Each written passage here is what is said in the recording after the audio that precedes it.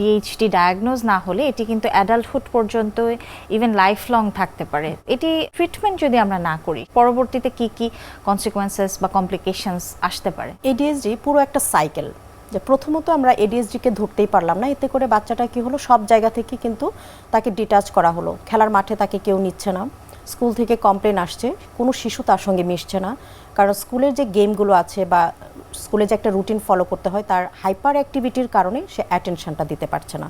School teacher এক সময় বলবে যে ওকে আমরা আর স্কুলে রাখতে পারছি না, কারণ ও অন্যকে ডিস্ট্র্যাক্ট করছে, ওর জন্য আমি ক্লাস নিতে পারি না।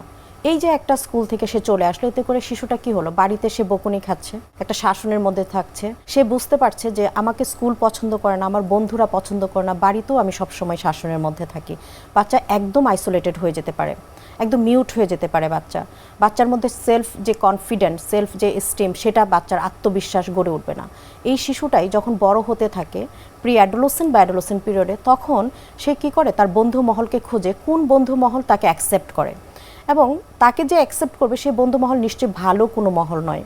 হয়তো সাবস্টেন্স অ্যাবিউজার, ড্রাগ অ্যাবিউজার যারা আছে, অ্যালকোহল অ্যাবিউজার যারা আছে, তারা হয়তো তাকে বললো, ও কালকে থেকে তুই আমাদের আড্ডায় তুই থাকবি। এবং যে সাবস্টেন্সগুলো, ওগুলো দেখা যাচ্ছে কি ওর বন্ধুরা ওর জন্য রেডি করে রেখেছে, কালকে আমরা অমুক সময় একসাথে হব, প্রয়োজনে তোমাকে আমরা হোন্ডা দিয়ে তোমার বাড়ি থেকে নিয়ে আসবো।